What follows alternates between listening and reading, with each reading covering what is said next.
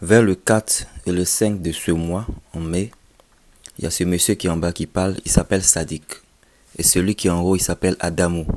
Celui où il y a le RIP là. Il a été douf par Sadik. L'histoire a commencé comment? Les deux travaillaient ici. C'est comme une compagnie de CIE. Keno Electricity Distribution Company. Voilà, la distribution qui est là. Electricity Distribution. C'est comme une compagnie de CIE pour ceux qui sont de la Côte d'Ivoire. Donc les deux travaillaient là-bas. Le souhait, le rêve de celui qui a été doux, c'était de travailler ici. Federal Inland Revenue Service. La compagnie où rêvait de travailler. Voilà, Island Revenue.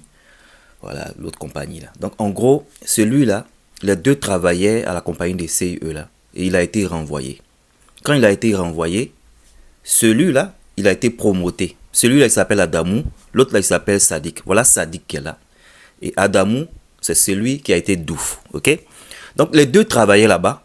Adamou, arrivé un moment, Sadik a été renvoyé. Donc Sadik a été renvoyé. Adamou, il a été même promoté. Quand il a été promoté, voilà le mec qui est là, il a été promoté. Sadik est son camarade. Il s'est dit que je suis à une position où je peux peut-être négocier pour que mon camarade qui est derrière là vienne travailler ici. Son camarade qui est Sadik. Le mec, il a été renvoyé. Il ne sait pas pourquoi il a été renvoyé. Il devait faire ses recherches parce que qui sont nos collègues de travail? Donc il a essayé de quêter pour le gars. Il appelle le gars un jour. Le gars dit que oh, la compagnie là, moi-même ça ne m'intéresse pas. Moi-même je travaille même dans une compagnie là. Mais c'est une compagnie, mon frère. Toi avec le diplôme que tu as eu là. Ce que tu as eu là-bas là. Si tu travailles ici là, mais tu vas te faire du pactole. Avec le diplôme que tu as eu là. Mais si tu travailles ici, tu seras mon patron. Donc lui c'est sa compagnie des rêves. Il s'est dit mais attends. Tu travailles dans cette compagnie là? Le mec dit oui, c'est ici que je travaille. Il dit donc moi je voulais gérer pour toi pour que tu viennes. Déjà attends, quelque part, moi-même je rêve de travailler là-bas. Il dit mon frère, donne-moi 3 millions seulement. Moi j'ai géré la position que tu vas prendre ici là. Toi-même tu vas pas regretter. Je vais gérer ça pour toi. Donne-moi 3 millions seulement, je vais gérer ça au calme. Vous savez qu'on est en Afrique. Voilà, c'est au Nigeria ça s'est passé. On connaît la mamaille. On connaît la mamaille. Voilà, je ne vais pas rentrer dans les détails ici, mais vous savez qu'il y a des coins là. Il faut donner un peu quelque chose. Donc c'est comme ça, il a cru à son ami et il a donné les 3 millions. Donc 3 millions, il a donné, là, les semaines passent, les mois passent. Sadik, il n'y a pas de nouvelles. Il dit, mais Sadik, qu'est-ce qui se passe? Tu m'as dit qu'il avait commencé le boulot de mes rêves, voilà la compagnie qui est là. Qu'est-ce qui se passe? Il dit, je suis en train de quêter tous les jours. C'est qu'il faut être patient et tout ça. Donc, le gars, il en avait marre. Vous savez, quand on est marié, parce qu'il est marié, c'est un musulman. Quand on est marié, on a des femmes. Bien sûr qu'à la maison, il y aura tension. Donc le gars, il était fatigué. Il a mis maintenant pression aussi sur Sadik. Il dit, mon frère, il faut donner mon argent. Moi, mes compagnies, je ne peux plus travailler là-bas. Il faut donner mon argent, c'est bon. Semaine passe, mois passe, rien. Le mec, il est fatigué. Tension à la maison parce que voilà, il est marié. Vous savez que voilà, quand tu es marié, la femme à la maison, si elle est au courant de certaines choses que tu fais, bien sûr qu'elle va naguer dans tes oreilles et ça va commencer maintenant à créer trop de choses à la maison. Donc il était fatigué. Il dit, mon frère, boulot là, je ne veux plus. Donne-moi mon argent. Pour donner mon argent, je n'ai plus boulot là.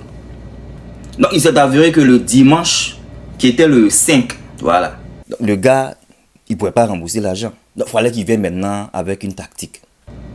Le mec l'appelle, il dit, mon frère, voilà, bonne nouvelle. Oh. Ils t'ont pris, il vient signer les documents. Parce qu'il n'a pas l'argent pour donner.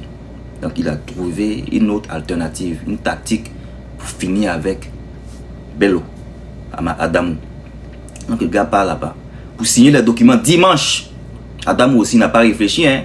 On va aller signer les documents dimanche dans la maison de quelqu'un. Bon, anyway. Donc il appelle maintenant Adamou. Il dit, Adamou, viens. Il y a bonne nouvelle, il faut venir chez moi. Voilà, qui t'ont pris, viens, tu as signé maintenant les documents. Il dit dimanche, hein? C'était un dimanche.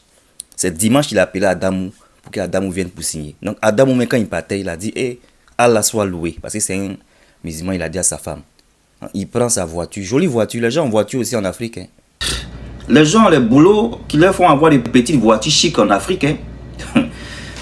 Chic, en tout cas, si vous avez ce genre de boulot là, vous n'avez pas besoin de vous stresser pour venir en Europe. Hein. Petit conseil. Anyway. Jolie voiture Toyota, il prend ça, il s'en va chez Sadik, qui est à droite ici en blanc, en boubou blanc. Et il arrive chez Sadik, ils l'ont fait ça propre, parce qu'il n'était pas seul. Sadik était avec des amis, ils l'ont d'abat.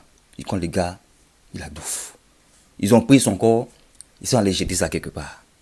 Mais vous savez que Dieu est fort.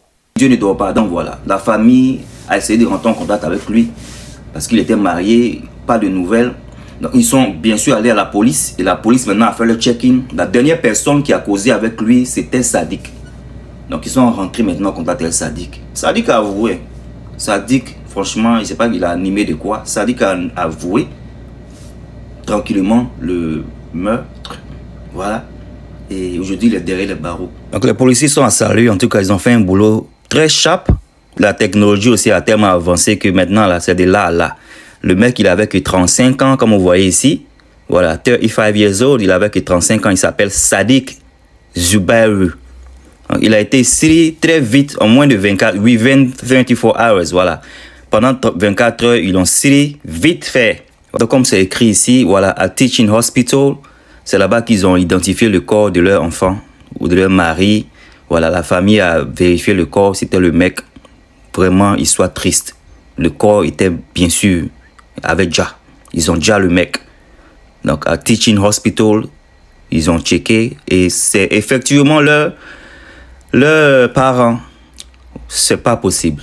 Dans la soirée du dimanche, voilà, dans la soirée du dimanche, il y a un corps qui a été trouvé quelque part là-bas. Il y a eu un report où un corps a été trouvé quelque part là-bas. Voilà, le corps d'un adulte, comme ça le dit ici en haut. Le corps d'un adulte a été trouvé, voilà, abandonné. Non, on peut faire ça. J'ai dit, on peut faire ça de nos jours. Non, il faut avoir peur de l'homme, franchement. Les parents sont allés pour checker le corps du mec. Comme c'est les musulmans, il a été vite enterré. Et c'était le mec qui a été douf par rapport à un boulot qui malheureusement il n'a pas pu avoir. Il a payé, il faut même 3 millions même pour mettre fin à sa vie. On peut faire ce genre de choses. Je dis, Dieu il est tellement fort que en temps normal, tu as douf quelqu'un là. Tu vas get rid of the car. Tu vas te débarrasser de la voiture. Mais le mec, voiture, il a été toujours en sa possession. Sûrement même Dieu l'a hypnotisé pour qu'on l'attrape aussi facilement. Donc ils ont pris d'ailleurs c'est lui qui était la dernière personne qui est rentrée en contact avec lui. C'est lui qui a appelé le mec la dernière fois. Et aussi, la voiture aussi a été trouvée en sa possession. C'est-à-dire même, il n'a même pas l'occasion de dire, c'est pas moi. Il a avoué tout, tranquillement. Ils font des gens mariés, des gens 45 ans, qui ont une vie tranquille. Au bled, tu as une voiture comme ça, mais c'est que ça va un peu chez toi. Comment quelqu'un peut le douf? Hein? Il avait 35 ans. Le mec avait 45 ans, 10 ans de différence. Oh là, c'est triste. Adamou Bello, il devait chercher à savoir pourquoi ils ont renvoyé son camarade. Il devait chercher à savoir. Parce qu'on ne peut pas renvoyer quelqu'un aussi comme ça facilement. S'il avait su peut-être les raisons, on dit le mec là, il est dans politique. Hein. Celui-là, Sadiq là, on dit il est dans politique. Les gens étaient choqués même que Sadiq peut faire ce genre de choses. Parce qu'on est ici Twitter, c'est un politicien, c'est un activiste. Voilà, c'est comme ça on les appelle.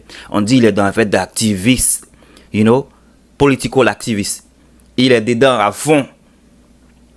Et malheureusement, c'est quelqu'un qui a ce genre de mentalité. Hein? 35 ans aussi, on dirait qu'il a 62 ans. Tellement il a des choses lourdes dans sa tête. Anyway, portez-vous bien, c'est votre vidéo d'aujourd'hui. On se voit plus tard. Alright? Faisons très attention. Qui sont nos amis? Et Fosta. Bye.